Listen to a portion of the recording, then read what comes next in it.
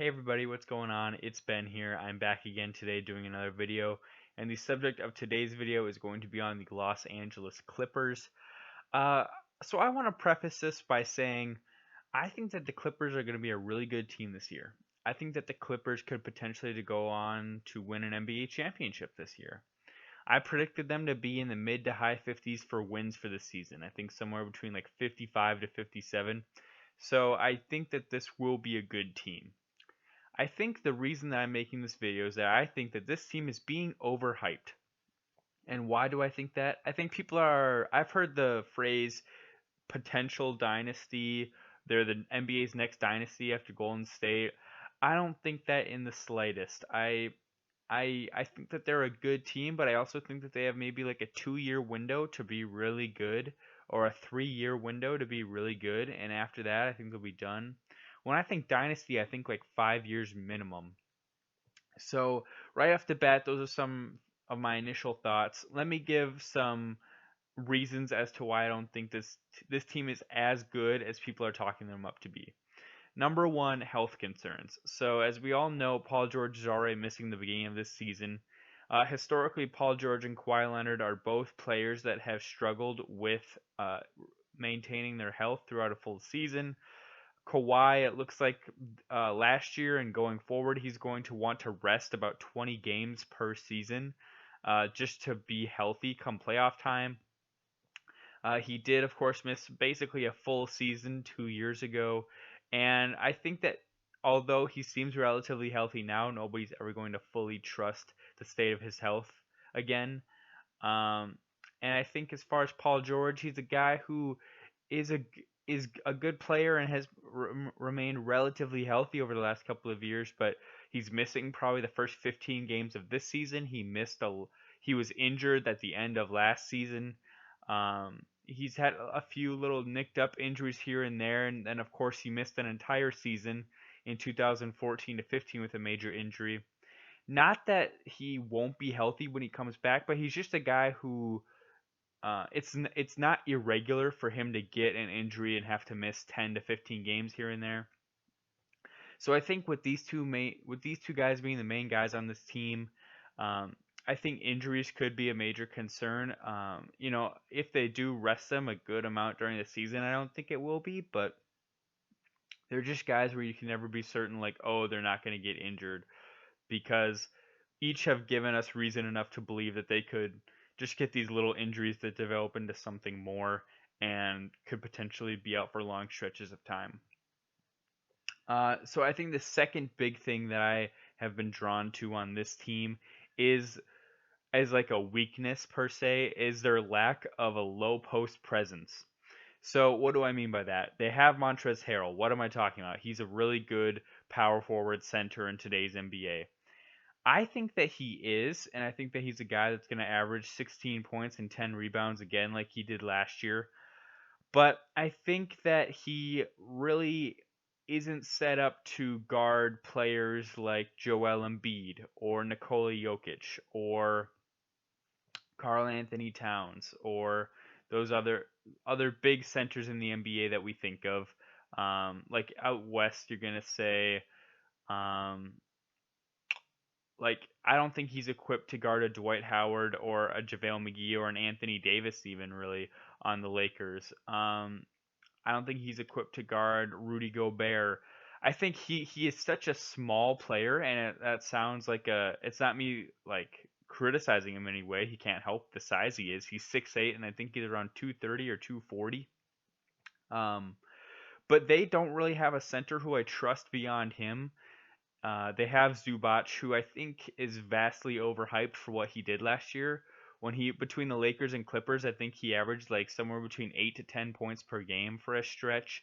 But people are acting like he's a dude that can start for an NBA team and can be relied on. I don't think so. I think he's an average backup, not even really a good backup.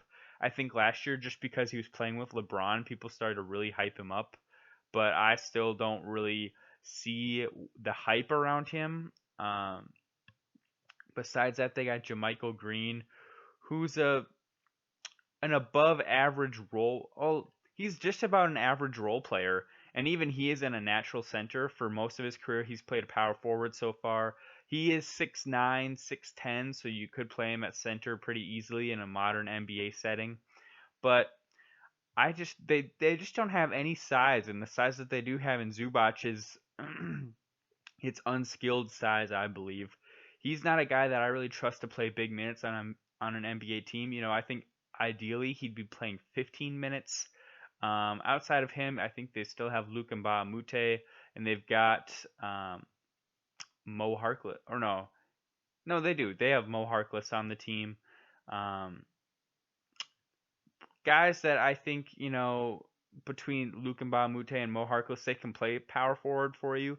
They're each like 6'7", 6'8", and in today's NBA that suffices. But I think what I've seen with a lot of other teams is when they do a stretch four, they seem to have like a traditional center, like Clint Capella for the Rockets, who often do a stretch four. He's like 6'10", on the verge of 6'11", so I feel like he works because he's a bit bigger and a bit taller. But just Montrezl Harrell at 6'8", I don't trust him being their primary center really. Um, yeah, so I think that size is a concern. Interior defense, like Montrezl Harrell is not a rim protector in the slightest, and they really don't have any rim protectors at all. I keep hearing people say this defense, this defense, this defense. I do think it'll really be a good perimeter defense, but I don't think it'll be necessarily a good interior defense. They don't have anybody who can really stop shots at the rim. When they do face teams like Philadelphia or Denver, who have guys who play really well on the inside, they're going to really struggle to protect the rim against those big guys. Other teams that they'll struggle against, DeAndre Ayton just got suspended for 25 games, but when they play a team like the Suns with Ayton present, he will have his way with this team on the interior. I'm trying to think of, the Wolves with Karl Anthony Towns, they will have their way with the Clippers on the interior, on the block. Not saying that Montrezl Harrell is a pushover. He is a decent defender, but I just think with his limited size and height, being only 6'8", that is really much more of a hampering to their defense than people want to acknowledge right now. I guess then I think this kind of leads well into another subject area that I am going to point to, which is like the overlap of skills for this team. They have really strong shooting. They have really strong perimeter defense, but they lack interior defense. They lack ball distribution. Those are the two main things I'd say that they lack. And what I mean by overlapping skill, you've got Lou Williams, who's an ISO scorer. You've got Paul George, who, yes, he did some catch and shoot in OKC, but for most of his career, he's primarily been an ISO scorer. Kawhi Leonard is an ISO scorer. None of those guys are known for being ball distributors much. I think Paul George usually averages around 3 to 4 assists per game. Kawhi usually averages 2 to 3 assists per game. Lou Will, same thing, like maybe 3 assists per game. And even Pat Beverly, who's supposed to be your floor general and your ball distributor as a point guard, he only averages like 4 to maybe 5 assists per game throughout his entire career. So I think that this team has a lot of good players, but I think people are kind of overestimating how well they actually fit together offensively. Defensively, I think between Beverly, George, and Kawhi, that's a really good perimeter defensive fit. But offensively, I feel like it's going to turn into like a lot of your turn, my turn. Like, okay, let's say their crunch time lineup is going to be Beverly, Lou Will, Kawhi, Paul George, and Harrell. And I feel like it's going to be a lot of like, okay, Lou Williams, you dribble the ball and score on this possession. Okay, Kawhi, now you go ISO and score on this possession. PG, you take the ball and score ISO on this possession. And I feel like Beverly hasn't been known to be a guy that can set the table to really set guys up really well. He's really out there for his defense, not for his offense. He is an okay shooter on offense. That's really what he brings to the table, but not distribution really. So that's one thing where I think there's an overlap of a lot of ISO scorers and not a lot of guys who want to spread the love and make sure that everybody is eating and that the offense is properly flowing. So that's one main concern on offense.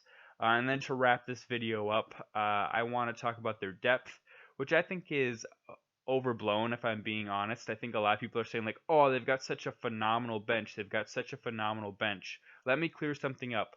When Lou Williams and Montrezl Harrell come into the game after 5 minutes and then proceed to play 30 to 35 minutes a night, that's not a bench. Bench players play 15 to 20 minutes a night. Those are just starters who happen to come into the game after 4 minutes. Because like you'll see in the fourth quarter, as I mentioned, that crunch time lineup, those 5 guys will be their guys, including Lou Williams and Harrell, who start the game on the bench, but they only start the game on the bench for a few minutes.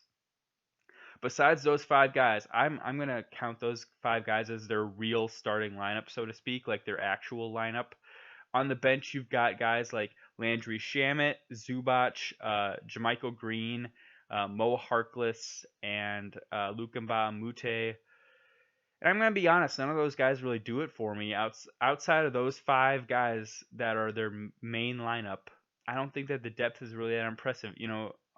Jermichael Green, Landry Shamet, they're all guys who like on their best day are average players, I think, and on their worst day are like mediocre players. I don't trust any guys really on that team outside of the main 5 of Beverly. I mean, Beverly, I really only trust on defense, but besides him, Lou Will, um, Kawhi, PG, and Harrell. I don't really trust anybody else like in big minutes.